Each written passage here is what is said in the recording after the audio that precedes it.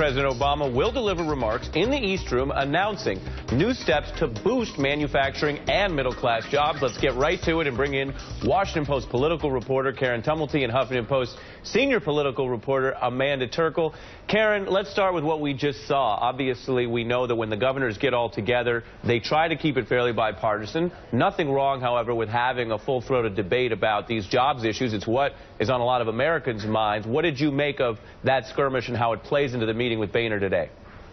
Well, I think that, first of all, I think the fact that the meeting with Boehner, this kind of meeting hasn't happened in over 2 years, tells you that, that there's just not a chemistry between these two guys where they actually get much business done. And so I think the meeting itself is probably, more theatrical than anything else.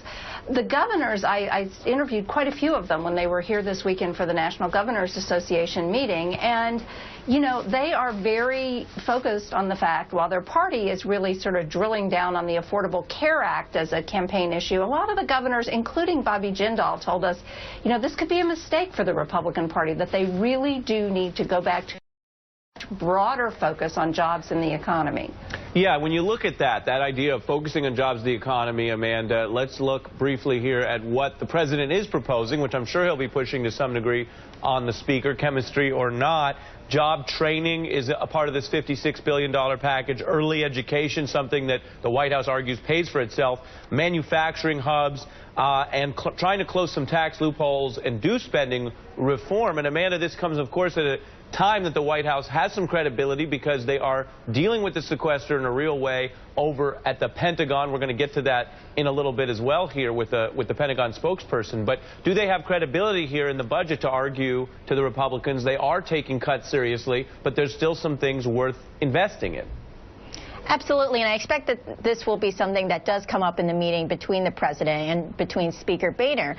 And this is something I think that Democrats and the president feel that there could be some bipartisan cooperation, whether it's between Congress or with maybe some Republican governors, because jobs, manufacturing, job training, early childhood education, these are issues that do well with more than just Democrats, with independents and with Republicans. So I expect that this is something that President Obama thinks that, he does need Congress's help. While he can do a little bit through executive action, he does need Congress's help, and hope that this is maybe something he can work with Republicans on. Yeah, and Karen, I want to go back to you. We're looking at some live shots here of a beautiful and snowy White House. There's, it goes well with the snow. It's white on white. But I wanted to bring you in and talk about a little bit of the tax reform package ideas coming out of the right. We mentioned what the White House wants. Here's what we're hearing from the Republican Party right now. 2 income tax rates is one proposal that's being floated around. A 10%, a 25%, and a 10% surtax on income over $450,000. That's reporting from your paper, the Washington Post. And while on the one hand, this may not be going anywhere fast, on the other hand, what does it say to you that they're both pushing a flat tax-ish kind of proposal here while also recognizing the reality that you've got to do something more at that upper income bracket?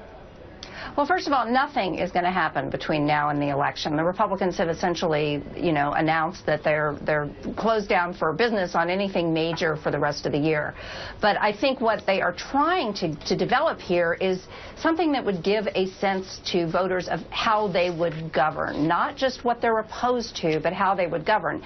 Now, by the way, on some modest things, for instance, job training, the Republican leaders of the House also sent a letter to President Obama a couple of weeks ago pointing out that some of the more modest proposals in his State of the Union address are things that have also passed the House. And again, consolidating job training programs is one of those things, and it's gotten stuck in the Democratic-controlled Senate. So I suspect that will be talked about today. Yeah, and Amanda, what do you think of Karen's point? If the House is doing very little, again, to the Boehner-Obama meeting, which is a rarity, is that the frustration that undergirds the whole thing? The president feeling there are very few votes in this Speaker's House?